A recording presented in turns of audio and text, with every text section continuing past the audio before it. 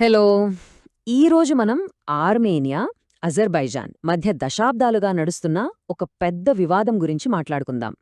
ముఖ్యంగా 2023లో ఈ సంఘర్షణలో ఒక ఊహించని చాలా పెద్ద మలుపొచ్చింది. అసలేం జరిగింది?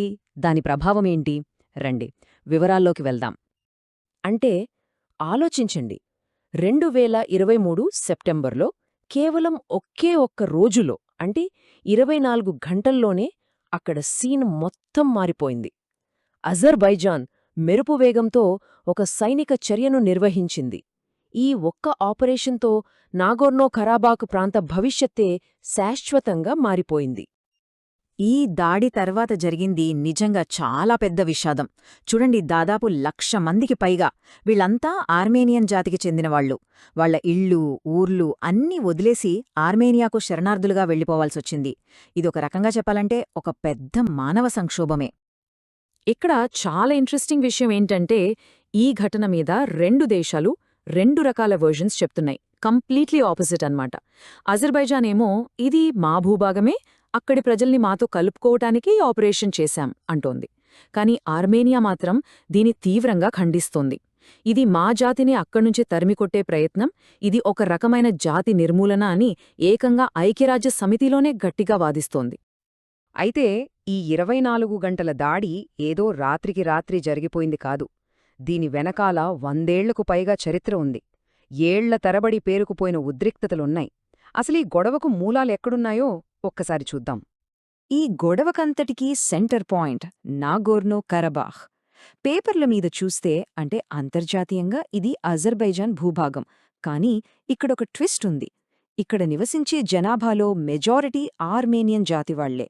సోవియట్ యూనియన్ కూలిపోయినప్పట్నుంచి ఈ ప్రాంతం ఎవరిది అనే దానిపై వివాదం నడుస్తూనే ఉంది. ఈ సంఘర్షణ ఒక సైకిల్లాగా నడిచిందన్నమాట. మొదటి యుద్ధం తర్వాత ఆర్మేనియన్ వేర్పాటువాదులు ఈ ప్రాంతాన్ని వాళ్ల కంట్రోల్లోకి తెచ్చుకున్నారు. కాని చాలా ఏళ్ల తర్వాత 2020లో మళ్లీ పెద్ద యుద్ధం జరిగింది. ఆ రెండవ యుద్ధంలో అజర్బైజాన్ చాలా భూభాగాన్ని తిరిగి గెలుచుకుంది.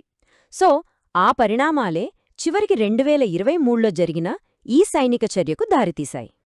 సరే, ఇంత పెద్ద ఘర్షణ జరిగింది కదా, మరిప్పుడు శాంతి కోసం ఏమైనా ప్రయత్నాలు జరుగుతున్నాయా? కాల్పుల విరమణ తర్వాత దౌత్యపరంగా ఏం జరుగుతోంది? వాటిలో ఉన్న చిక్కులేంటి? ఇప్పుడు చూద్దాం. సెప్టెంబర్ దాడి తర్వాత ఒక కాల్పుల విరమణ ఒప్పందమైతే కుదిరింది. దాని ప్రకారం నాగోర్నో కరాబాఖ్లో కొన్ని దశాబ్దాలుగా నడుస్తున్న ఆర్మేనియన్ల ప్రభుత్వం రద్దయిపోయింది. వాళ్ల సైన్యం లొంగిపోయింది. ఫైనల్గా ఆ ప్రాంతం మొత్తం అజర్బైజాన్ కంట్రోల్లోకి వచ్చేసింది. ప్రస్తుతం రెండు దేశాల మధ్య శాంతి కోసం కొన్ని రియల్ స్టెప్స్ తీసుకుంటున్నారు.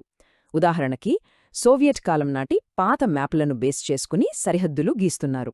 అలాగే ఒకప్పుడు వివాదాస్పదంగా ఉన్న కొన్ని గ్రామాలను అజర్బైజాన్కు తిరిగిచ్చేస్తున్నారు. మధ్య మధ్యలో చిన్న చిన్న గొడవలు జరుగుతున్నా చర్చలు మాత్రం ఆగలేదు. ఈ మధ్యే అజర్బైజాన్ అధ్యక్షుడు ఒక స్టేట్మెంట్ ఇచ్చారు. అది కొత్త ఆశలు రేపుతోంది. ఆయన ఏమన్నారంటే, శాంతి ఒప్పందం గతంలో ఎప్పుడూ లేనంత దగ్గరగా ఉంది అని. అంటే యుద్ధంలో గెలిచిన తర్వాత అజర్బైజాన్ ఇప్పుడు శాంతి చర్చల విషయంలో కూడా పాజిటివ్గా ఉండటమనేది ఒక ముఖ్యమైన విషయం. ఈ గొడవ కేవలం ఆ రెండు దేశాల మధ్యే లేదు, ఇందులో చాలా ప్రపంచ దేశాల పాత్ర ఉంది. మరి ఈ వివాదం వల్ల కాకసస్ రీజియన్లో జియోపొలిటికల్ ఈక్వేషన్స్ ఎలా మారుతున్నాయో ఒక్కసారి చూద్దాం. ఒకప్పుడు ఈ ప్రాంతంలో రష్యా మాటే శాసనం. కానీ ఇప్పుడు సీన్ మారుతోంది. రష్యా ప్రభావం నెమ్మదిగా తగ్గుతోంది. ఈ గ్యాప్ని ఫిల్ చేయడానికి అమెరికా, యూరోపియన్ యూనియన్ లాంటివి శాంతి చర్చల్లో చాలా యాక్టివ్గా పార్టిసిపేట్ చేస్తున్నాయి.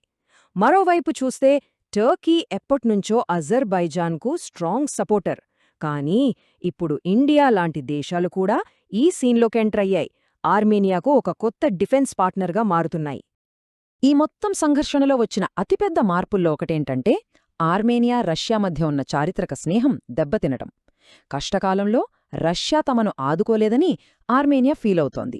అందుకే ఇప్పుడు వాళ్లు పశ్చిమ దేశాల వైపు కొత్త స్నేహితుల కోసం చూస్తున్నారు. సో ఒకవైపు చూస్తే ఒక చారిత్రాత్మక శాంతి ఒప్పందం చాలా దగ్గర్లోనే ఉన్నట్టు కనిపిస్తోంది. కాని మరోవైపు దక్షిణ కాకసస్లో మొత్తం పవర్ బ్యాలెన్స్ మారిపోతోంది. కొత్త పొత్తులేర్పడుతున్నాయి. ఈ కొత్త రాజకీయ సమీకరణాల మధ్య శాశ్వత శాంతి నిజంగా సాధ్యమవుతుందా లేదా అన్నదే ఇప్పుడు అస్సలైన ప్రశ్న.